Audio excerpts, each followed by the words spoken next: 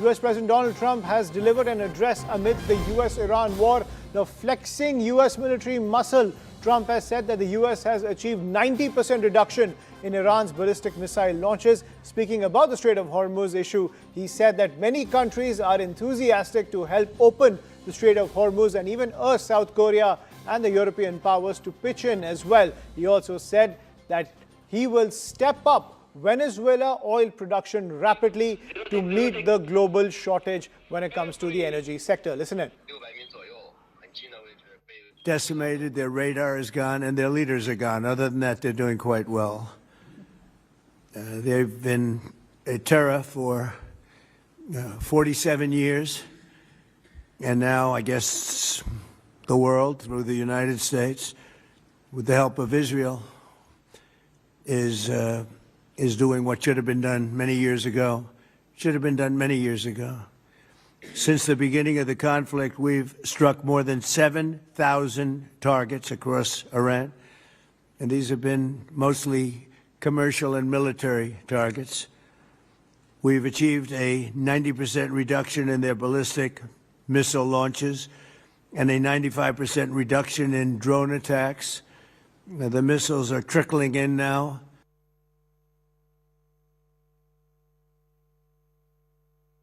We strongly encourage other nations whose economies depend on the Strait far more than ours. We get less than 1% of our oil from the Strait. South Korea gets 35%. So we want them to come and help us with the Strait. Iran has always used that as an economic weapon, and it's not going to be able to be used very long. Numerous countries have told me they're on the way. Some are very enthusiastic about it, and some aren't. Some are countries that we've helped for many, many years. We've protected them from horrible outside sources, and they weren't that enthusiastic. When we want to know, do you have any minesweepers? Well, would rather not get involved, sir. I said, for 40 years we're protecting you, and you don't want to get involved in something that is very minor? Very few shots going to be taken because they don't have many shots left. If we ever needed help, they won't be there for us. I've just known that for a long period of time, just like I knew about the Strait, that it would be a weapon, which I predicted a long time ago.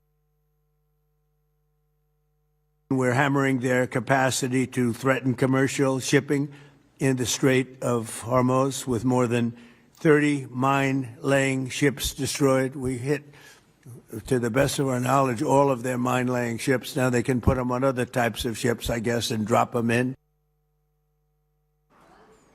So Donald Trump there striking a very confident note when it comes to the anti-Iranian operations by the US as well as the Israeli forces, while he continues to say that their missile capacity has been brought down by 90%.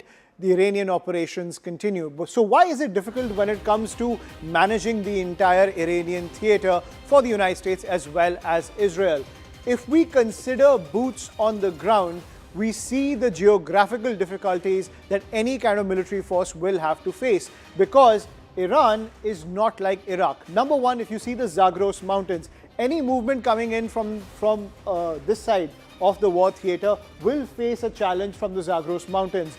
Between Iran as well as Iraq during their conflict between 1980 and 1988, this mountain range was essential in blocking the Iraqi troops. And at the same time, if there are ground operations that have to be launched, the Zagros Mountains, which go all the way till this point, will block any ground invasion that's coming in from the US side. Let's look at the other aspect of any kind of ground invasion, which will be the Caspian Sea to the north. But over there, another natural deterrent, which is the Alborz Mountains. The Alborz Mountains will prevent any kind of docking operations as well as ground movement over here when it comes to any ground operations in Iran, given the fact that it has two mountainous regions which prevent any smooth movement of ground forces. Let's look at the other side. There are these two deserts, the Lut Desert as well as the Kavir Desert, which make it extremely difficult to move any kind of forces from the Afghan side. If those American forces move into this side, these desert areas, Kavir and Lut, create extreme logistical problems for the American forces because the machinery breaks down, it's hard to traverse these areas. And then, of course, is the Strait of Hormuz, which has been heavily bombarded by the Iranian forces. At the same time, multiple mines have been spread throughout the Strait of Hormuz, which makes it extremely difficult for US and Israeli naval assets to operate this area. So you have the natural defenses coming in for any ground operation that the US plans to push into Iran. And at the same time, the Strait of Hormuz has been weaponized to the teeth, primarily with the use of unmanned speedboats as well as undersea mines, which are causing a lot of damage and raising the cost of war. So Donald Trump might be expressing a very confident note when it comes to the military operations, but while Iran holds the leverage over the Strait of Hormuz, at the same time, any aspect of a ground operation will face these natural barriers in Iran. So that's why when it comes to any ground invasion, when it comes to boots on the ground, it's not a simple tactic from the American side as well as the Israeli side. It seems the Israeli forces know about this, but someone has to communicate that to Donald Trump because he is striking an extremely confident note. I'm joined by Major General A.K. Sivach on the broadcast to decode this further. Sir, how do you see the reaction coming in from the US administration given the fact that Iran has consistently been able to raise the cost of conflict using geography to outpower American technology? Anshuman, first of all, one thing is very clear that possibly US and Israel underestimated the capability of Iran.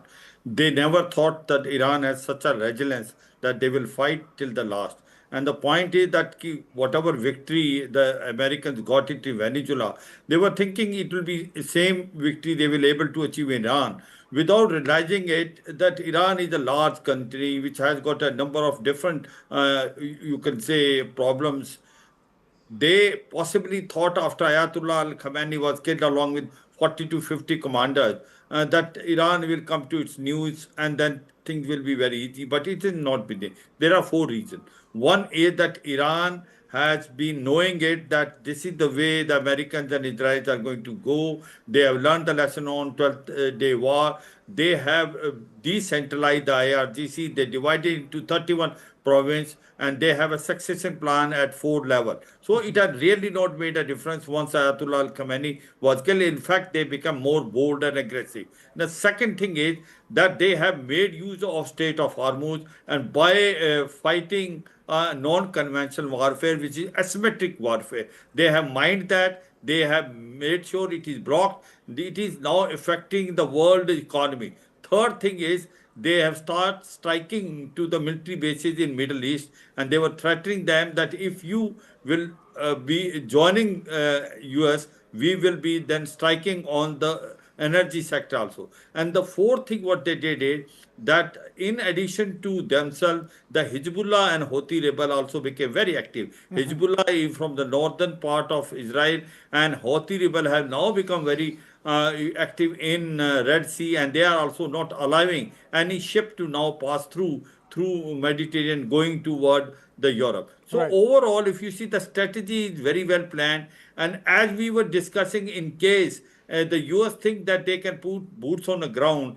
it will be a very difficult. It will be a next Afghanistan and what happened in Iraq and Libya. They know it because you have given it that between Iraq and Iran there are mountainous region. Afghanistan there are deserts, and also Strait of Hormuz is already mined. What about Pakistan? Again, Pakistan has its own problem. In case if they use basically the terrain from Pakistan, the problem is there are Shias about 10 to 15% in Pakistan itself. So therefore, it's not going to be easy, and I don't think US will make such a mistake of putting boots on ground because it's not easy. You will get boiled down in Iran, and you will find body bags of US going back in mainland, and the elections are there in November, midterm election.